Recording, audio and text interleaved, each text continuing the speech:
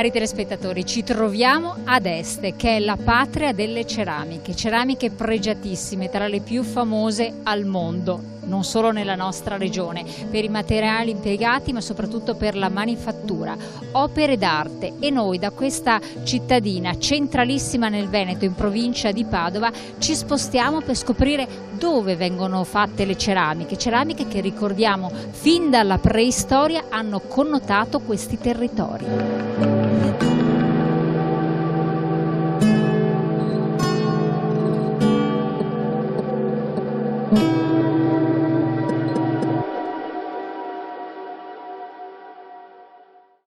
Eccomi salita al piano superiore, siamo nella zona di produzione di Este Ceramiche e non potevo non incontrare Giovanni Battista Fadigati, amministratore unico di Este Ceramiche, perché sarà lui che ci racconterà. E allora vediamo di capire e di raccontare ai nostri telespettatori a partire dalla materia prima che ha connotato da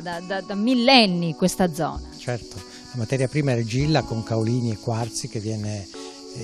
mescolata secondo delle ricette, chiamiamole così, particolari, che rendono la ceramica di Este particolarmente bianca e particolarmente resistente. In questa zona, in questa sala, che cosa succede e a che punto della produzione siamo? Ma qui siamo all'inizio, dove si fa il colaggio, ovvero si lavora con la terra liquida dentro stampi di gesso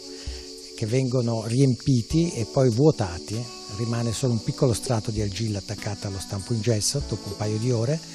e dopo un altro paio di ore si può togliere il pezzo dallo stampo che ha preso la forma dello stampo. Lo stampo è fatto in diversi componenti e resta poi da fare la finitura, perché lo stampo lascia i suoi segni, le sue peculiarità, per cui va rifinito a mano per fare il pezzo finito. Che tempi richiedono queste fasi iniziali e che tipo anche di attività? Ma dipende dal pezzo, alcuni pezzi questione di pochi minuti, altri pezzi di ore. Dopo la fase iniziale comunque c'è una fase di rifinitura che richiede molto tempo, che serve per togliere le sbavature, i segni degli stampi o aggiunta di lavorazioni fatte a mano, come possono essere delle piccole fogliette, dei fruttini che vengono aggiunti sugli oggetti. Dopodiché c'è la fase della cottura, perché la ceramica di per sé è molto debole, si asciuga, si secca ma rimane debole. Il fuoco, l'alta temperatura che supera i 1000 gradi riesce a rendere la ceramica estremamente resistente e la indurisce per le successive fasi di lavorazione e di decorazione.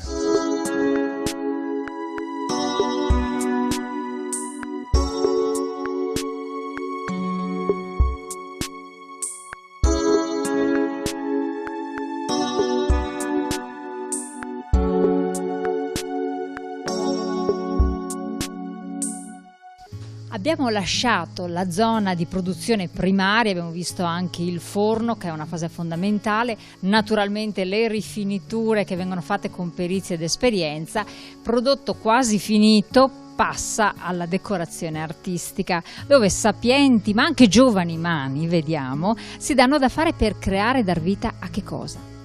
Il prodotto finito. Ovvero dopo la lavorazione che abbiamo visto prima di forgiatura, dove si crea la forma del pezzo, si passa alla cottura nel forno a tunnel che riesce a indurire la ceramica, greificarla e su questa base si può fare la decorazione che si fa a mano con colori che sono basati su ossidi metallici sciolti in acqua. È una decorazione tipo l'acquerello e serve per dare il definitivo aspetto agli oggetti che noi vediamo finiti. Le decorazioni possono essere svariate, perché ci sono dalle decorazioni più semplici a quelle più elaborate, che vengono fatte da mani esperte di decoratrici che hanno un'esperienza anche, perché devono imparare a utilizzare i colori in un certo modo per avere questi tipi di risultato.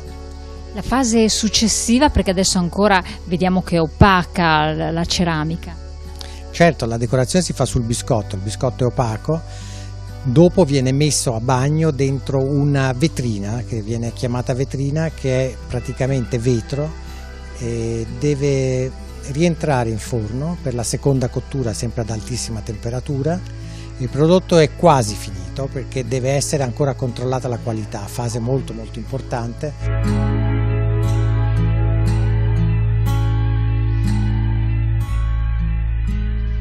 Allora, siamo arrivati in un'altra sala, siamo al termine del nostro straordinario viaggio ed è un momento emblematico perché qui possiamo cogliere l'essenza della produzione, è un momento anche importante per fare 2 cenni storici, proprio rapidi, però per far capire ai nostri telespettatori la valenza poi di questo operato e anche di questa struttura che purtroppo è una reduce di quella che era una produzione eccezionale qui nel territorio atestino. Certo, no, la fabbrica è molto antica, come abbiamo detto prima, è una storia che parte dalla metà del Settecento. La fabbrica ha iniziato a produrre articoli di livello molto pregiato, alcuni dei quali sono ancora nel Museo Nazionale Atestino di Este,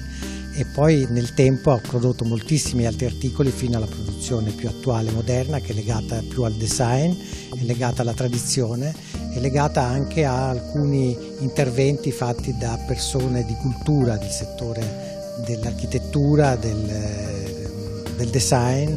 e degli articoli per la casa, degli articoli decorativi. Noi cerchiamo di fare dei prodotti che siano fatti nel miglior modo possibile, con la miglior qualità di materiali, e questa è un po' l'esperienza che ci portiamo dietro in questi tanti anni che la fabbrica esiste. E oggi uno dei nostri impegni più importanti è quello di insegnare ai giovani a fare ceramica, potergli dare a loro uno spazio, perché molti giovani amano la ceramica, gli piace la ceramica come lavoro e vorremmo poterne avere di più di quelli che abbiamo, perché possano vedere come si fa e soprattutto imparare dai più anziani, quelli che fra qualche anno andranno in pensione, imparare le loro tecniche di lavorazione. Benissimo, noi abbiamo terminato questo viaggio, quindi la ringraziamo di averci ospitato, è stata un'opportunità anche per scoprire e conoscere in modo diverso un territorio, partendo dalle sue radici, dalla sua storia, che è una storia millenaria, per scoprire poi quello che è l'artigianato del nostro Veneto, un artigianato che esiste ancora, continua ad essere ricco di esperienze e di vitalità e che va ben oltre i confini del nostro territorio. Grazie e buon proseguimento.